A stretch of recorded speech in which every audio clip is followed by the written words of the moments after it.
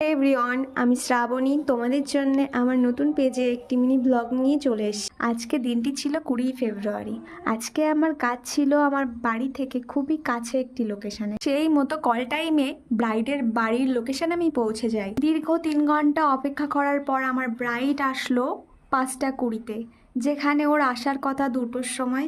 আজকের এই ব্রাইডটি ছিল খুবই মিষ্টি। এতই কম সময়ে পুরো মেকআপটা কমপ্লিট করার চেষ্টা করছিলাম। তারপর বোনটির মনের মতো একটি আই মেকআপ কমপ্লিট করে নিয়ে অল্প সময়ের মধ্যে কিন্তু মেকআপটা ভালোই বসেছে, তোমরা দেখতেই পাচ্ছ।